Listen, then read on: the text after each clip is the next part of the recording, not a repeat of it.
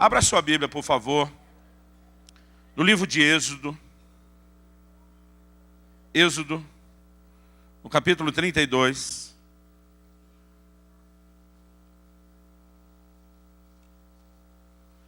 Êxodo, capítulo 32. Alguns anos atrás, eu creio que talvez tenha sido em 2007, não tenho certeza. Eu estava pregando numa conferência em Roma, na Itália. Eu era o único brasileiro, todos os outros preletores, na sua maioria, eram de fora. Eu fiquei muito intrigado ouvindo um homem abençoado que estava falando naquela conferência. Mas ele ministrou em inglês com a tradução para o italiano. O meu inglês não é aquelas coisas, o italiano pior ainda, né? E no início da mensagem eu pedi, né, a pessoa que iria interpretar, traduzir a minha pregação, que me ajudasse a acompanhar o que ele estava falando. Mas eu lembro que em algum momento essa pessoa virou para mim e falou: cara, a palavra está muito boa, está muito interessante, e para traduzir para você eu estou perdendo. Então é o seguinte, veio de nós dois perder, melhor um só perder. E ela parou de traduzir, né? Então eu fiquei tentando, no meu inglês de índio, acompanhar. Eu creio que eu peguei um certo percentual, que não vem ao caso falar, mas eu fiquei mais curioso de com o que ele estaria falando e ministrando. Ele estava dando uma palavra em cima do livro de Neemias, e em algum momento ele fez uma menção da ocasião em que Moisés quebrou as tábuas da aliança. Era um ponto, uma abordagem dentro da palavra dele. E na hora que ele falou aquilo, algo acendeu no meu espírito. Eu não sei se isso acontece com todo mundo, né? Aqueles discípulos no caminho de Emaús, eles testemunham, né, que o coração dele se acenderam enquanto ouvia o Senhor falar das Escrituras. E há momentos onde o Espírito Santo parece que pega a gente de jeito. E eu queria muito entender aquilo, e a minha capacidade de reter o que ele falou foi muito limitada. E eu lembro que eu fiquei muito curioso, me perguntando o que será que ele teria falado, né, num nível mais profundo a respeito de Moisés. E eu fiquei encanado com isso durante um ano. Né? Para não dizer um ano, faltava uma semana para completar um ano, quando eu tive uma experiência. Eu estava no meu quarto, orando, buscando a Deus a respeito do que falar, do que pregar na nossa igreja. E Deus me conduziu a esse texto, e essa palavra ela tem sido algo muito marcante na história da nossa igreja. E eu creio que não é difícil distinguir o DNA, né, dessa casa, não só pela frase que o pastor Flávio deu, de um lugar de novos começos, mas por aquilo que ele fala, prega, ensina sobre esperança, sobre recomeço. E a gente estava conversando no carro, eu falei: Flávio, eu estou sentindo de mexer num assunto, né? Às vezes a gente, por ética, dá uma sondada no pastor da casa antes. Ele falou assim: quando mexe no DNA nosso, não precisa nem perguntar se é para falar, é de Deus, né? E eu realmente sinto no meu coração de compartilhar isso com vocês. Isso tem sido para nós um trilho muito, muito importante na vida da nossa igreja, do nosso povo.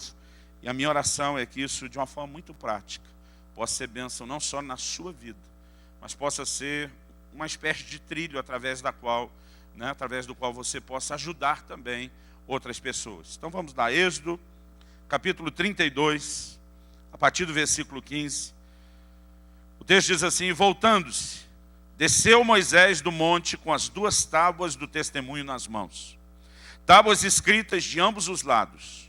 De um e de outro lado estavam escritas. As tábuas eram obra de Deus. Também a escritura era a mesma escritura de Deus, esculpida nas tábuas. Ouvindo Josué a voz do povo que gritava, disse a Moisés: há alarido de guerra no arraial. Respondeu-lhe Moisés: não é alarido dos vencedores, nem alarido dos vencidos, mas alarido dos que cantam é o que ouço. Logo se aproximou do arraial, viu ele o bezerro.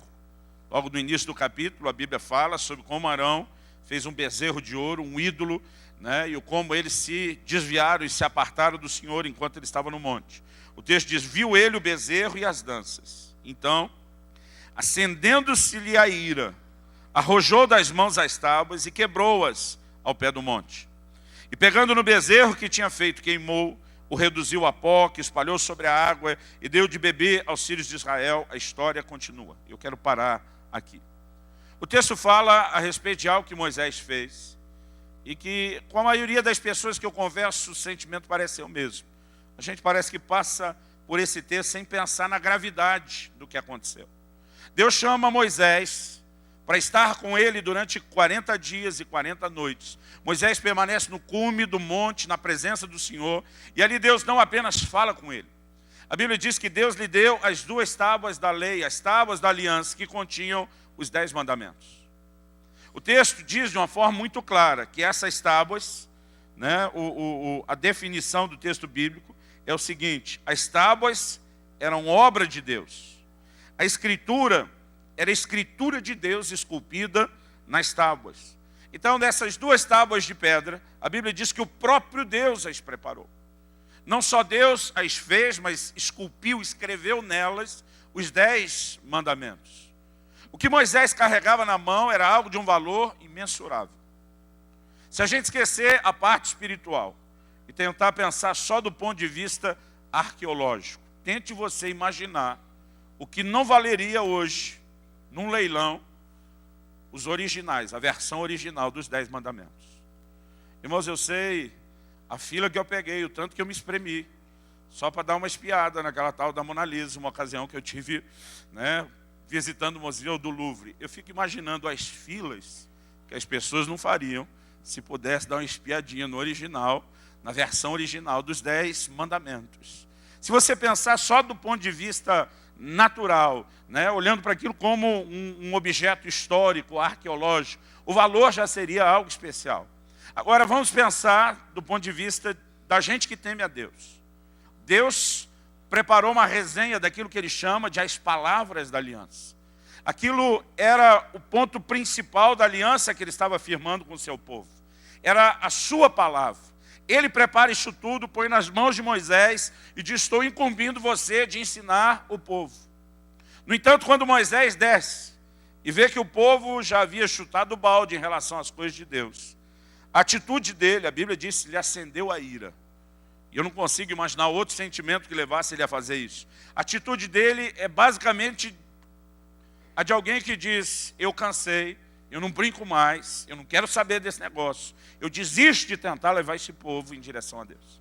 E a Bíblia diz que ele pega essas tábuas, ele quebra as tábuas. Ele simplesmente dá um fim nelas. E se a gente pensar do ponto de vista, né, do valor espiritual, o que Moisés fez talvez tenha um peso ainda pior. Ele não está apenas quebrando a palavra de Deus no sentido de desobediência, mas eu quero aplicar a possibilidade dessa hipótese aqui, do que isso significa quando a Bíblia fala sobre quebrar o mandamento. Mas ele está deliberadamente desobedecendo uma ordem que Deus lhe deu. O propósito pelo qual Deus lhe confiou aquelas palavras é para que ele as ensinasse ao povo. No momento em que ele está quebrando, ele está dizendo não só para o povo, mas ele está dizendo para Deus: eu me recuso a seguir em frente com esse negócio. Basicamente, ele estava abortando a missão de Deus, rejeitando o propósito de Deus. Eu não sei o que você faria se você fosse Deus. Mas se eu fosse Deus, e graças a Deus eu não sou, Moisés estava lascado depois disso. A coisa teria ficado estreita para o lado dele. Mas o que eu quero falar, querido, hoje, é que Deus é um Deus de novos começos, de novas oportunidades. Porque logo depois de Moisés ter feito essa, né, o que eu creio que a gente poderia rotular como essa barbárie, Deus dá a ele uma segunda oportunidade de subir novamente ao monte e voltar nessa segunda chance, nessa segunda oportunidade, novamente com as tábuas da lei, para que ele pudesse seguir o propósito que Deus lhe confiou. Isso é algo que me choca, encontrando, né, essa verdade não só nesse texto. Irmão, se eu fosse Deus, e graças a Deus eu não sou, é nunca que Davi teria tido a segunda chance ou a segunda oportunidade.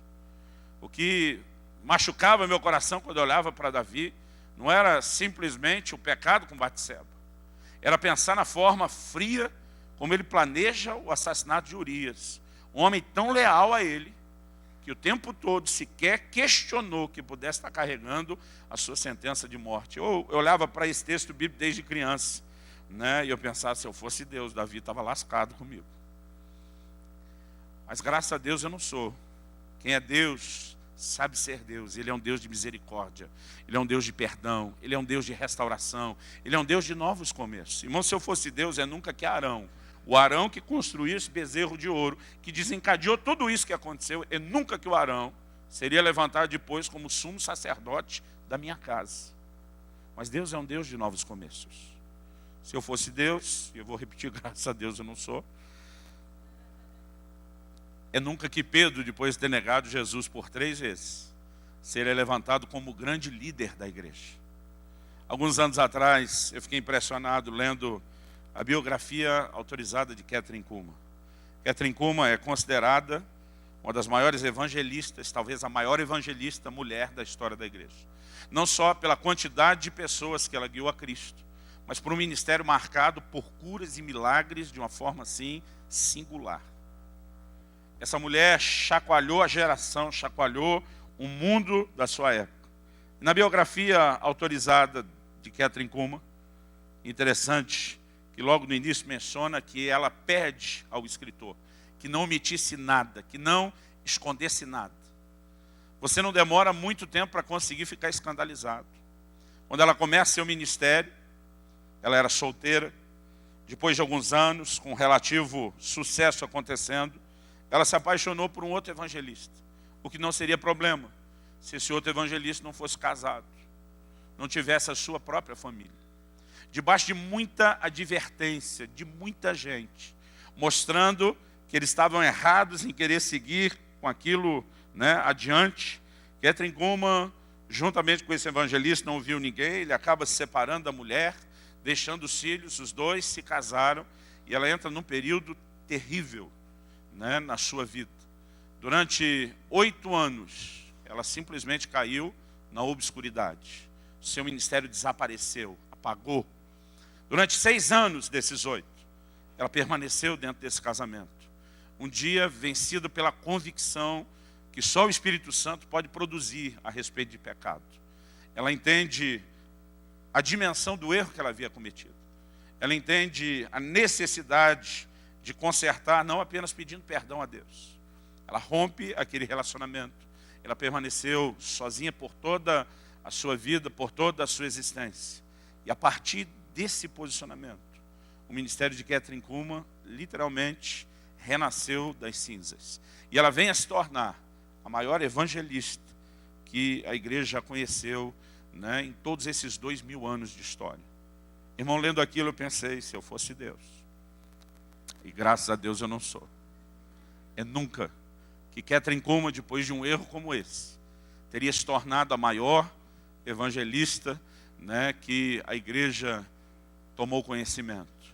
Mas algo que nós precisamos entender e enxergar no coração de Deus é que Deus é um Deus de novos começos. Em Gálatas, no capítulo 6, no versículo 1, a Bíblia diz: irmãos, se alguém for surpreendido em alguma falta, vós que sois espirituais, corrigiu com espírito de brandura e guarda-te para que não sejas também tentado. A Bíblia mostra que a sua atitude não deveria ser de jogar pedra em quem caiu. Deveria ser a de procurar corrigir, mas a Bíblia diz com espírito de brandura, de mansidão. E diz: e se guarde, porque essa mesma área na qual você está estendendo a mão para ajudar alguém, seja confrontando, seja apoiando o recomeço, ele lembra, você também está sujeito a passar pelas mesmas coisas. Quando a gente olha o coração com que Deus tenta nos conduzir por meio da revelação da palavra a ter, eu creio que a gente precisa ter uma atitude diferente.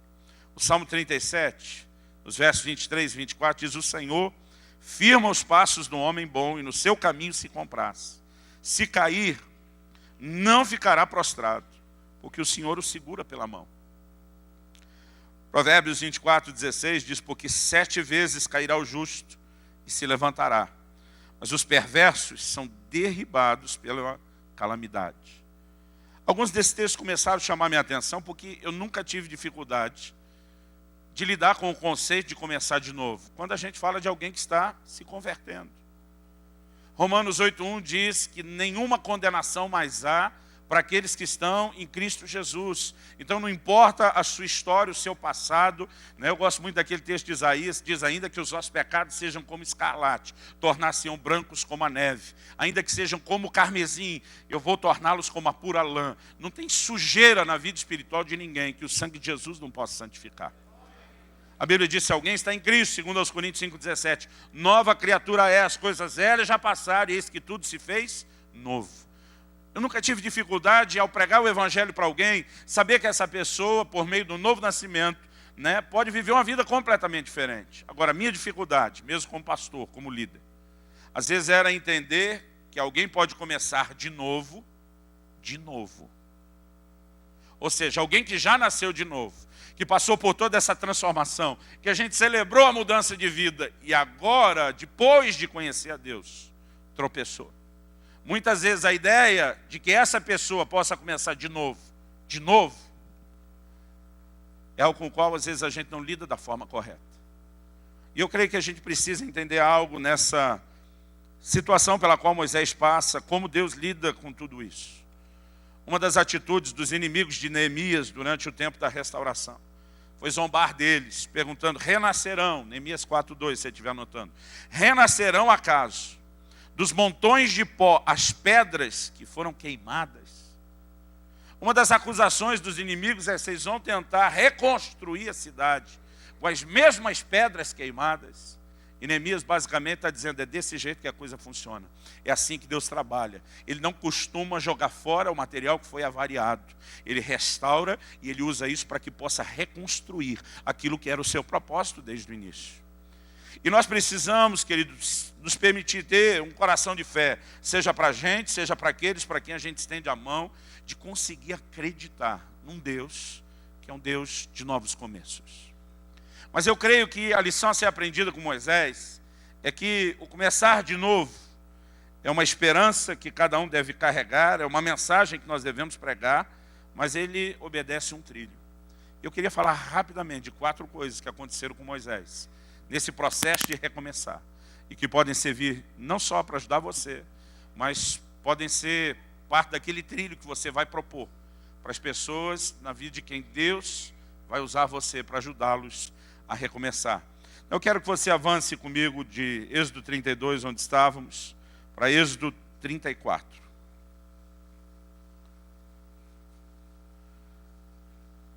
Êxodo capítulo 34.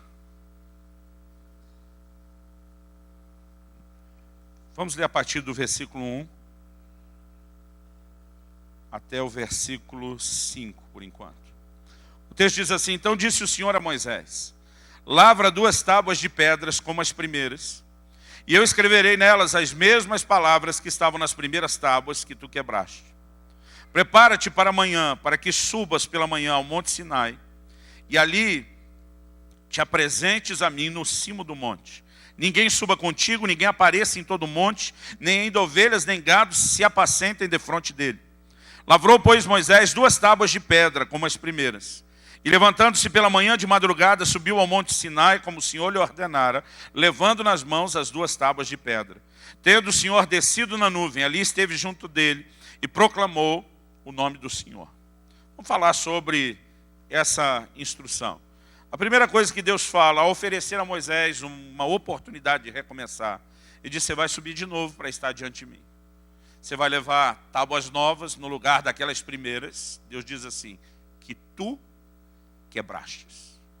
Em outras palavras, no lugar daquelas que você estragou. E a primeira coisa que eu aprendo nessa afirmação de Deus é que mesmo quando oferece uma oportunidade de um novo começo, Deus normalmente trabalha de uma forma a levar a pessoa que vai recomeçar a reconhecer o seu próprio erro. Deus começa responsabilizando Moisés. Foi você que quebrou. Foi você que estragou. Porque acredite, irmão, se tem uma coisa, uma arte, na qual o homem é assim bem treinado, desde o primeiro casal que Deus criou, é a arte da desculpa.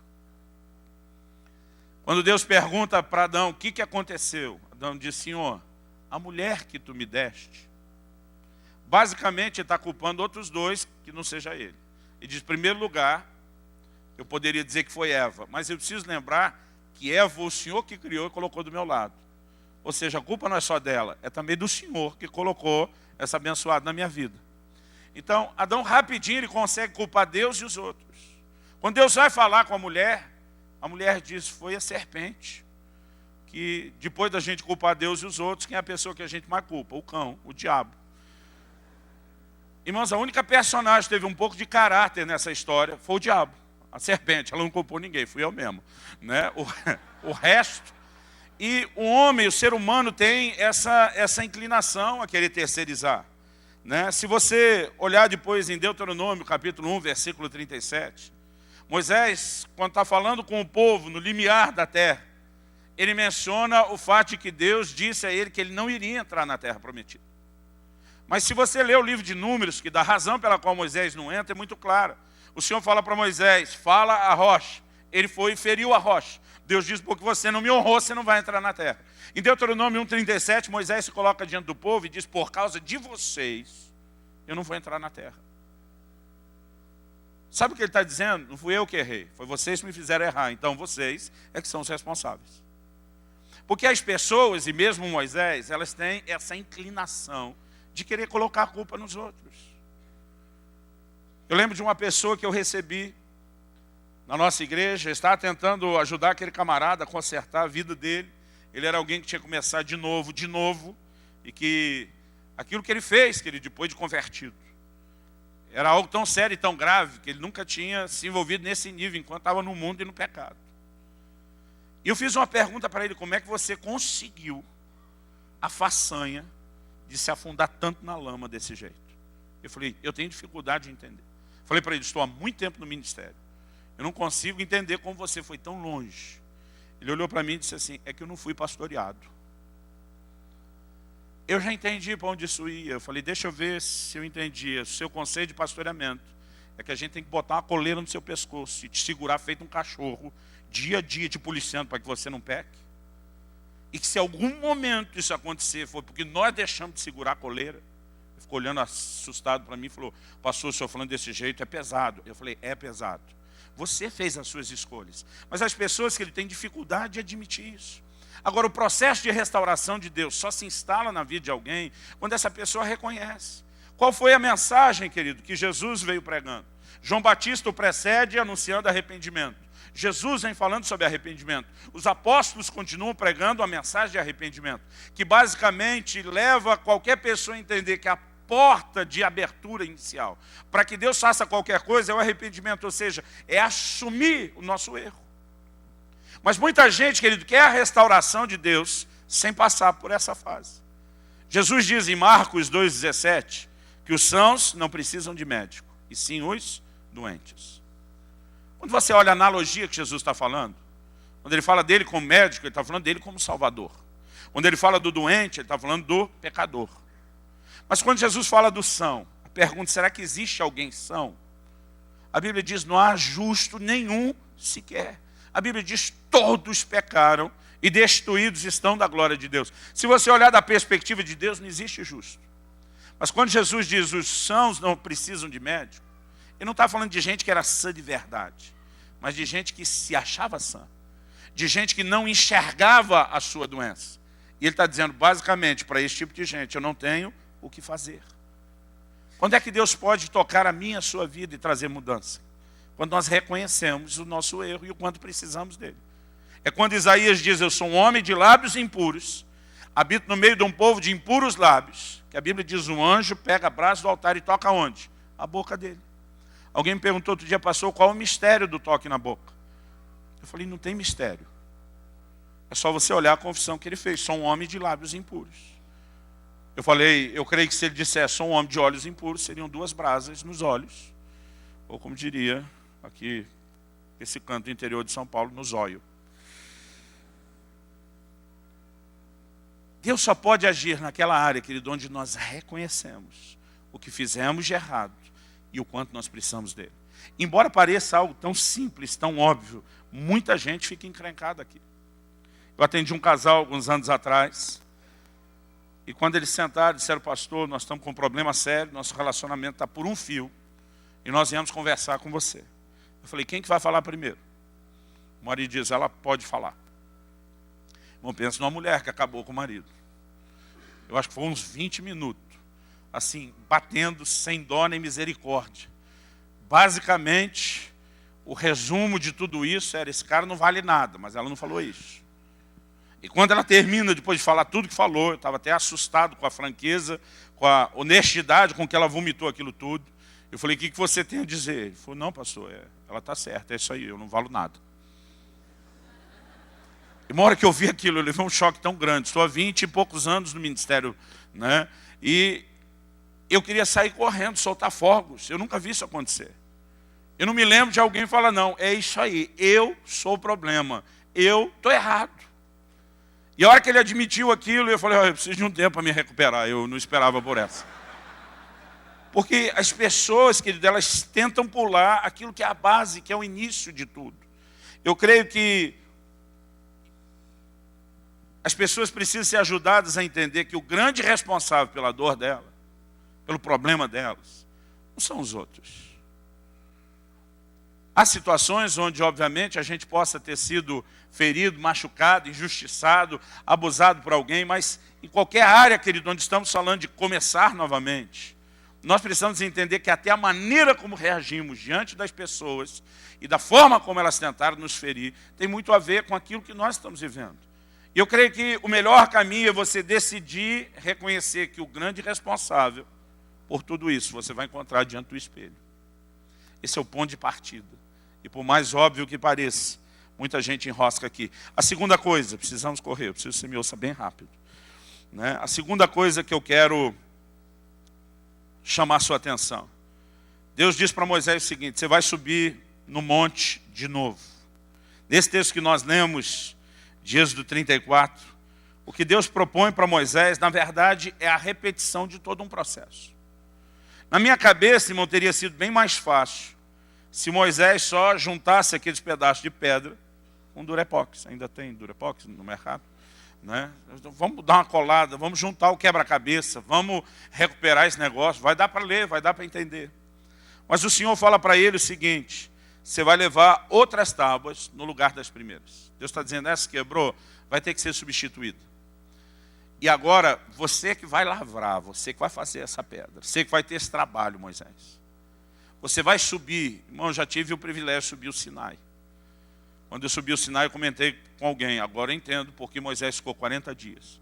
Porque, irmão, para você ter coragem para descer, depois de subir aquilo tudo, não é uma coisa qualquer. Agora, eles não tinham a rota facilitada que se tem hoje, né? Alguns degraus já de escadas que tentaram fazer ali no meio daquele terreno de tanta pedra.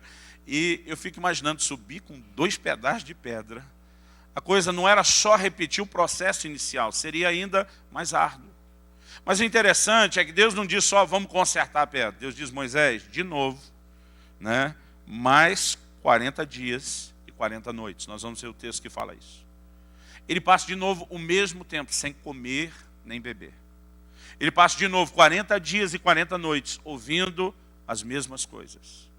E algo que eu entendo, querido, é que toda pessoa que quer restauração, ela precisa entender que ela vai ter que aceitar as consequências.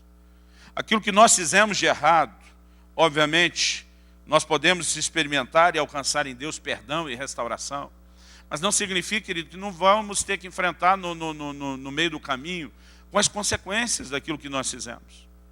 Você olha, por exemplo, para Davi, quando ele recebe aquele confronto de Natã falando do seu pecado. Natã não apenas o confronta pelo que ele fez, mas Natã traz uma mensagem de esperança. Irmão, de acordo com a lei de Moisés, tanto pelo adultério como pelo homicídio de Urias, Davi merecia a morte. De acordo com a sentença do rei, que ele mesmo deu quando houve uma história que não sabe que está falando de si, e diz, esse homem tem que morrer. Então, tanto pela lei de Deus, de Moisés, que era a constituição daquele povo, como pela boca dele, do decreto do rei, ele estava sentenciado à morte. Eu acho que quando Natã diz para ele, esse homem é você, deve ter sido um choque tanto. Mas aqui a gente vê uma janela de graça, se abrindo ainda durante o tempo da lei. E diz, mas o Senhor mandou te dizer, o seu pecado foi perdoado, você não vai morrer. Eu acho que Davi ainda está ensaiando para dar aquele grito de "ô glória". Natan termina a frase, diz: mas a espada dos amonitas que você usou contra Urias jamais vai se apartar da sua casa. Mas o que você fez com a mulher do cara escondido, vão fazer com as suas à luz do dia. Teu pecado foi perdoado, você não vai morrer mais. A criança que foi gerada dessa relação, ela vai morrer. A Bíblia diz que Davi passa, queridos, 7 dias com a cara no chão, prostrado diante de Deus, orando, jejuando pela criança. E Deus diz: não tem conversa. Nós precisamos entender que todo pecado, mesmo que perdoado, ele vai deixar consequências. Qual foi a primeira palavra profética que Saulo recebe quando se converte? Bom, pensa num cara que perseguiu a igreja. Ananias chega lá e diz: olha, Deus mandou dizer que você vai pregar diante dos reis, você vai ter um ministério para os gentios. Imagino já Paulo: glória a Deus, estou começando bem. Ele mandou também te dizer uma coisa: eu lhe mostrarei o quanto importa sofrer pelo meu nome. Perseguiu a igreja, bonitão? Você está perdoado, mas agora tu vai ver o que é bom. Você tem uma colheita pela frente. Pensa num cara que ganhou o dom do para-raio aquele dia, né? Foi o apóstolo Paulo. As consequências daquilo que nós fizemos, elas vão nos acompanhar. E a gente pode olhar aqui para muitos textos bíblicos, é um fato.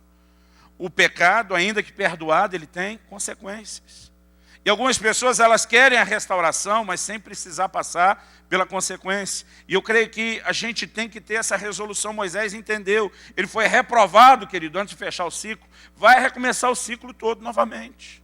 40 dias de novo, sobe um monte de novo, vai passar pelos mesmos estágios de novo. E isso é parte das consequências.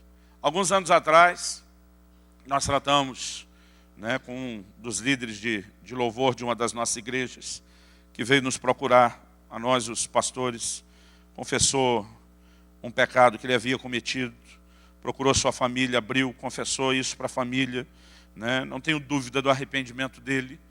Ele veio nos procurar depois de um período de 7 dias enfiado no mato, sem comer, sem dormir direito. Ele estava numa situação de profundo arrependimento. Ele quis se posicionar, pediu perdão a toda a igreja por aquilo que havia feito. Eu lembro que uns 6 meses depois daquilo tudo, é lógico que nós o afastamos do ministério. E uns 6 meses depois de tudo aquilo, um irmão da igreja me procurou, falou: pastor, vocês não acham que já puniram o fulano de tal o suficiente? Eu falei: o que você está falando? Falei: já faz 6 meses que vocês colocaram o cara no banco, o senhor já não acha que já não puniu o suficiente?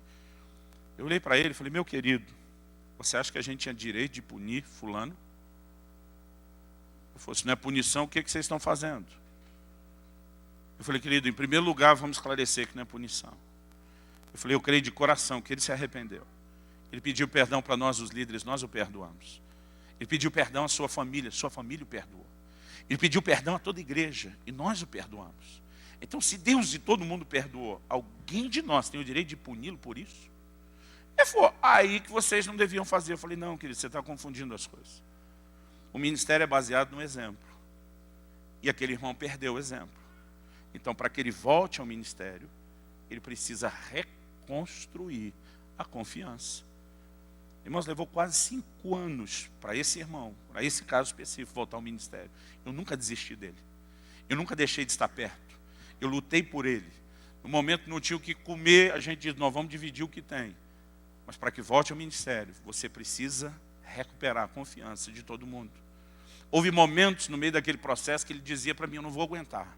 Eu dizia: fica firme. Ele disse: todo mundo me olha como se eu fosse um bandido. Eu falei: é quase isso, porque você fez algo muito errado. E você vai ter que lidar com as consequências. Você vai ter que mostrar às pessoas que Deus interferiu, que você se arrependeu, que o seu caráter foi tratado por Deus. Mas muita gente que desiste nesse processo. E nós precisamos ter a firmeza de dizer: eu vou lidar com as consequências. Outro dia um marido me procura e falou: pastor, pelo amor de Deus, o senhor tem que me ajudar. Estava empolgado, botar minha vida em ordem. Confessei umas coisas para minha esposa do meu passado, antes da minha conversão. Pastor, o senhor acredita que ela me botou para dormir no sofá? Eu falei para ele: bem feito. Tomara que fique lá uns 2 meses. Pastor, pelo amor de Deus. Eu falei: querido, você devastou o coração da sua mulher. Eu tenho certeza que Deus te perdoou, eu tenho certeza que ela vai te perdoar, Dá um tempo para ela processar. Deixa as coisas acontecer. Você vai ter que encarar a consequência disso. Irmão, não tem como pular essa parte. Alguns acreditam que começar de novo, Deus de alguma forma vai apertar um botão e tudo está zerado. Né? Como se fosse ali um score de pontuação de videogame. Não, vou começar de novo.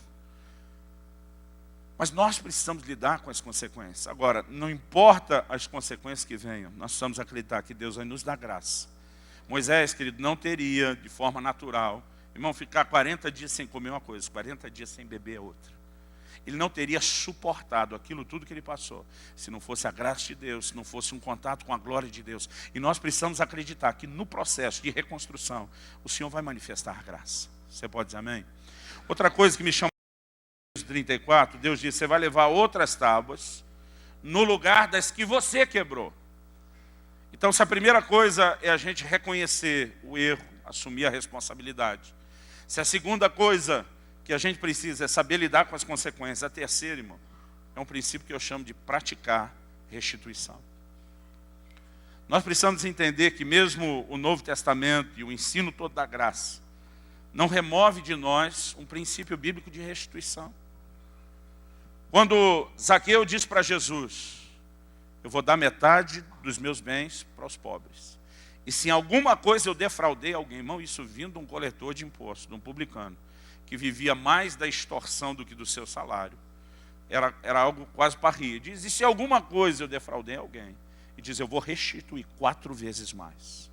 No momento que Zaqueu fala isso, Jesus olha e diz, hoje entrou salvação nessa casa. Porque o arrependimento, querido, quando ele alcança os níveis profundos, ele vai nos levar a um lugar de fazer reparações.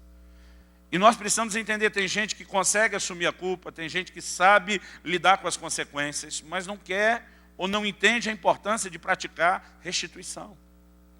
Eu sei que há casos, querido, onde é impossível praticar restituição.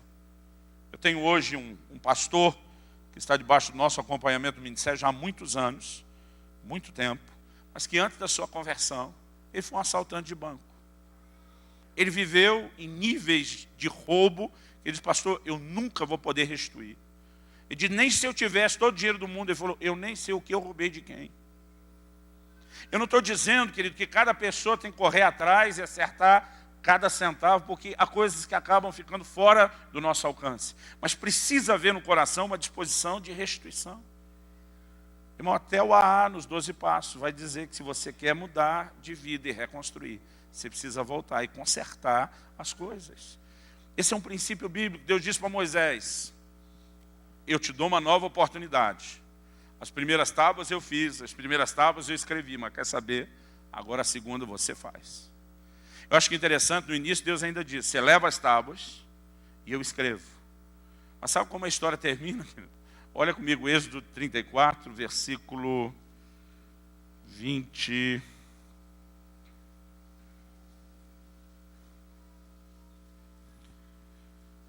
27 e 28. Disse mais o Senhor a Moisés, escreve essas palavras, porque segundo o teor dessas palavras fiz aliança contigo e com Israel. E ali esteve com o Senhor 40 dias e 40 noites, não comeu pão nem bebeu água, e escreveu nas tábuas as palavras da aliança, as 10 palavras. No final das contas, Moisés não só faz as tábuas novas, mas agora ele é que escreve. Antes Deus que fez, Deus que escreveu. Mas sabe o que Deus está dizendo? Ah, você estragou minha tábua. Você vai me restituir. Você vai me dar outra tábua no lugar das que você estragou. Eu conheci uma senhora em Porto Seguro, na Bahia. Estava ministrando uma igreja. Um pastor falou, olha, a gente tem vivido algo muito especial. Essa mulher foi uma das mães de santo mais conhecidas aqui de Porto Seguro e Arraial da Ajuda. E ela teve uma conversão muito poderosa, muito profunda. Essa mulher gasta boa parte do dia dela andando pelas ruas da cidade, porque ela sabe que o tempo todo o povo vai ficar encontrando ela, abordando ela, porque ela era muito conhecida. E ela fica andando a esmo, indo e vindo, sem pensar aonde quer chegar, só para poder encontrar as pessoas. Porque todo dia ela quer ter uma boa quantidade de gente, para quem ela possa praticar o princípio de restituição. E quando as pessoas encontram, né, e começa a conversa, ela diz, olha, você me conheceu como uma mãe de santo e eu usava todo um argumento de que eu queria ajudar você. ela disse, quando você virava as costas, depois de ter pago por um bom trabalho, a primeira coisa que eu fazia era te amaldiçoar, para que algo pior lhe acontecesse e você continuasse voltando a me trazer dinheiro. E as pessoas olhavam chocadas, porque ela não estava nem discutindo se o que ela fazia era certo ou errado. Ela estava dizendo, dentro daquilo que eu fazia, eu intencionalmente agi errado. Ela dizia para cada uma dessas pessoas, eu queria ter condições hoje de devolver cada centavo que me pagaram para qualquer coisa que fizeram. Eu não tenho condições de fazer isso, mas hoje encontrei a verdade. E eu tenho tentado procurar cada pessoa, dizer, eu quero te pedir perdão, eu quero te dizer quem é Jesus e como você pode viver. Mas essa mulher está causando um impacto na cidade que você não faz ideia. Sabe o que é isso, querido? Restituição. Tem gente que feriu, pisou num monte de gente ao longo do caminho. Foi perdoado, teve a chance de começar de novo, glória a Deus. Mas você precisa praticar restituição emocional. Você precisa procurar as pessoas que você feriu. Você precisa pedir perdão, você precisa consertar. Porque muita gente, querido, quando chega nesse terceiro nível, enrosca e não consegue completar o processo de Deus. Mas para terminar, eu queria falar da última coisa, que eu entendo que é algo muito, muito importante. Eu chamo isso de completar a missão. Primeira coisa, se você estiver anotando, só para checar, reconhecer o erro. A segunda, aceitar as consequências. A terceira, fazer restituição. E a quarta e última, completar a missão. A primeira vez que Moisés desce do monte, ele não cumpriu a missão que lhe foi confiada. Deus tinha dito que a razão pela qual ele estava dando os mandamentos é para que ele ensinasse a sua palavra, a sua lei ao povo. Moisés, quando quebra aquelas tábuas, ele está dizendo, eu não vou levar isso adiante, eu não brinco mais. Ele abortou uma missão. Na segunda vez que ele desce no monte, em Êxodo capítulo 34, eu queria ler agora a partir do versículo 29 com você. Êxodo 34, a partir do 29. A Bíblia diz, quando desceu Moisés do monte Sinai, tendo nas mãos as duas tábuas do testemunho. Sim, quando desceu do monte, não sabia Moisés que a pele do seu rosto resplandecia, depois de haver Deus falado com ele. Olhando Arão e todos os filhos de Israel para Moisés, eis que resplandecia a pele do seu rosto, e temeram chegar-se a ele. Então Moisés os chamou, e Arão e todos os príncipes da congregação tornaram a ele. E Moisés lhes falou. 32. Depois vieram também todos os filhos de Israel, aos quais ordenou ele tudo que o Senhor lhe falara no monte Sinai. Então a Bíblia mostra que nesse momento, nessa segunda chance, Moisés cumpre a missão. Agora tem algo especial por trás disso. Quando nós começamos a nossa igreja em Curitiba, eu fui muito empolgado para seguir um modelo de uma outra igreja que eu tinha plantado em Irati, no interior do Paraná. Nós começamos uma igreja pregando o evangelho, né, para as pessoas, sem ter nenhum lugar de reunião. Começamos um trabalho numa casa, a hora que a sala encheu, a gente desceu para uma garagem, né, dali a gente levou uns 2 anos, usando locais cedidos, alugados temporariamente, sem ter uma estrutura convencional de culto. A gente usou, né, o sindicato rural, salão de festa do Rotary. A gente esteve em muitos lugares antes de ter um salão onde as pessoas soubessem, ali cultua uma igreja. E dessa forma a gente foi trabalhando um a um, tratando aquelas pessoas, através delas aproximando, e a maior parte de todas as pessoas daquela igreja a gente ganhou para o Senhor Jesus. Eu fiquei tão empolgado com isso, que quando eu fui para Curitiba eu pensei, nunca mais vou começar a igreja por meio do salão de reuniões públicas. Nós vamos ganhar esse povo primeiro, depois vamos trazer. E eu estava empolgado com isso. Mas lá Deus me deu uma palavra. Eu estava falando hoje para o pastor Flávio no caminho. O Espírito Santo falou comigo um dia, antes de começar a igreja, e disse, eu vou te dar, aqui em Curitiba, uma caverna de Adulão. Para quem conhece o texto sabe que enquanto Davi fugia de Saul, ele se refugiou na caverna de Adulão. E a Bíblia diz lá em 1 Samuel, que vieram a Davi os levianos, os endividados, os amargurados de espírito. E a Bíblia diz, e Davi se fez chefe deles.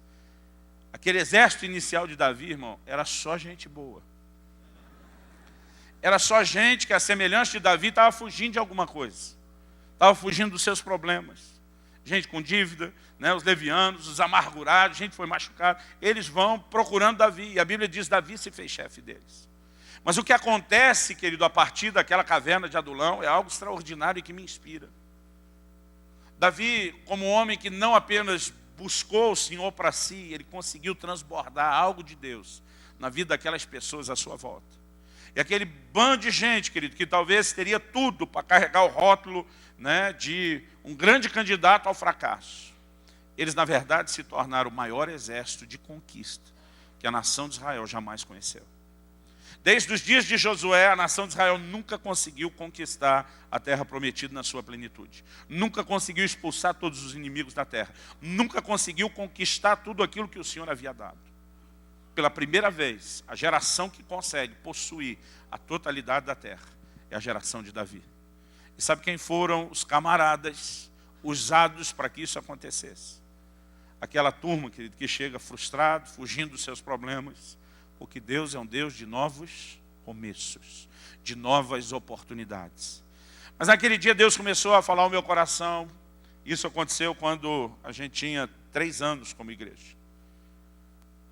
Eu lembro que o Espírito Santo falou ao meu coração e disse: você tem olhado para esse povo e acreditado que na caverna de Adulão algo pode acontecer. Mas o Senhor falou ao meu coração: o máximo que você consegue acreditar é que essas pessoas não vão se perder na fé. É que elas podem reencontrar o caminho de relacionamento com Deus. É que elas podem preservar a sua salvação. Mas o Senhor falou ao meu coração e disse: você não consegue acreditar que elas possam exercer o ministério. É o que a gente acredita e prega, querido, é que todo crente tem uma função a ser desempenhada. O ministério não é algo de quem vive nele só de tempo integral. A Bíblia diz em Efésios 4 que Deus colocou e levantou ministérios na igreja para equipar os santos, para que eles realizem a obra do ministério. A gente acredita que a igreja funciona, querido, com todo mundo trabalhando, com cada um tocando e ganhando pessoas, ajudando a cuidar e discipular, promovendo o avanço do reino de Deus. Mas o Senhor começou a falar ao meu coração e disse: olha para essas pessoas e você não acredita que elas ainda possam ser frutíferas. E Deus me confrontou, me mostrando que essa mensagem que Ele tinha dado e que eu já vinha pregando há um tempo, envolvia uma visão muito clara de que o clímax da restauração é quando a pessoa pode completar a missão que lhe foi confiada. Eu acredito, querido, que Deus não quer apenas que você recomece no sentido de ser colocado na igreja, de dizer: eu estou bem, estou em paz com Ele. Mas que você acredite que uma missão que lhe foi dada, que talvez ao longo do caminho possa ter sido interrompida, possa ter sido abortada, ela pode ser praticada hoje. É exatamente isso que Moisés fez. Agora, outra coisa que me chamou a atenção nesse dia, quando Deus falou comigo, foi que Ele falou comigo sobre Sansão. O Senhor falou para mim: você tem um preconceito muito grande contra Sansão. E era verdade, irmão. Pensa num cara que, se eu pudesse pular lá dentro da história bíblica e pegar pelo pescoço. Não. Logo Sansão, o cara era um pouquinho forte. Mas eu tinha vontade de pular lá e pegar ele pelo pescoço, irmão. Porque eu pensava: o que esse cara fez com a vida dele? O cara que desde antes de nascer, já era um milagre ter nascido, nasce debaixo de uma palavra profética muito clara, de um destino profético muito bem definido, um camarada que viu o sobrenatural de Deus como ninguém, nem antes nem depois dele viu, a forma como Deus o usava. E eu olhava para ele e dizia: esse cara jogou tudo fora. Eu ficava revoltado. Mas um dia o Senhor falou para mim algo sobre Sansão que você não percebeu. Sansão, querido, ele pediu a Deus uma oportunidade de voltar ao que era o seu destino profético. Antes de nascer, o anjo do Senhor disse para a mãe dele: ele vai livrar Israel da mão dos filisteus. A Bíblia diz que no dia da sua morte, Sansão matou mais filisteus do que durante toda a sua vida. Naquele momento, ele sabe das consequências de fazer o que ele vai fazer. Ele sabe o sacrifício que ele ia praticar, porque ele acabou morrendo junto. Mas ele diz: Deus, por favor, me dê uma última chance de tentar executar aquilo que eu sepultei. E naquele momento, querido, o Espírito do Senhor vem de forma sobrenatural sobre Sansão. E Deus começou a falar ao meu coração: você precisa enxergar a atitude de alguém que, mesmo tendo errado, acreditou na possibilidade de voltar a completar a missão. Eu creio que eu estou falando a pessoas que vão reproduzir isso, mas mesmo antes de reproduzir, eu creio que eu estou falando a pessoas que não acreditam que podem viver a plenitude daquilo que um dia Deus te fez sonhar. De gente que acha que, embora tenha sido perdoado ao longo do caminho, que talvez o propósito e o plano de Deus em relação a trabalho, a frutificação e ministério não possa mais ser cumprido. Mas eu creio, querido, que quando Deus tem dito que esse seria um lugar de novos começos, envolve começar de novo, não apenas no sentido de ter a restauração da sua vida com Deus, mas de você chegar no lugar onde você vai viver o cumprimento do plano de Deus. Eu queria terminar falando de algo que Deus falou comigo aquele dia. No dia em que Deus me deu essa palavra, eu estava debaixo de uma visitação muito forte do Espírito Santo. E veio uma impressão no meu espírito, eu tenho certeza que era o Espírito Santo falando comigo. Aquilo veio como uma pergunta: por que o rosto de Moisés brilhou quando ele desceu do monte? Eu respondi sem nem pensar. Eu falei, 40 dias na nuvem? Falei, até eu. Brilhava o rosto, o pé, as mãos, eu acho que eu brilhava inteiro, 40 dias na nuvem com o Senhor.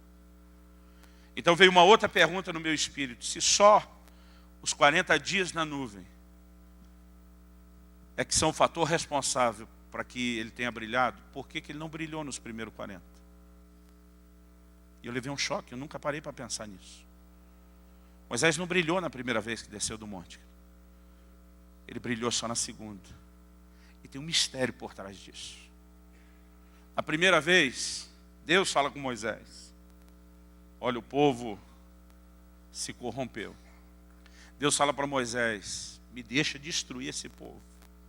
Vou acabar com a raça deles. Só vou deixar você, porque eu tenho uma promessa a Abraão. Através de você eu recomeço.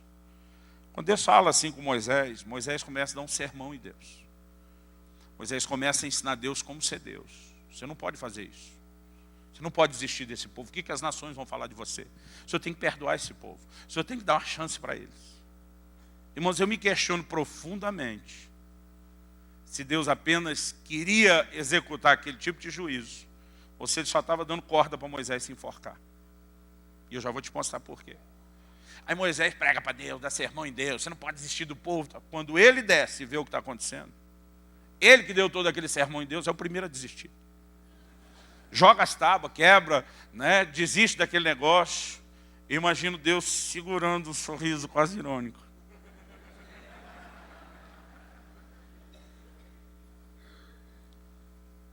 Moisés fica muito chocado com o que aconteceu. E ele começa a dizer para Deus: me mostra a sua glória. Ele tinha passado 40 dias na nuvem. Ele começa a dizer: me mostra a sua glória. Se revela para mim. Sabe o que Moisés está dizendo?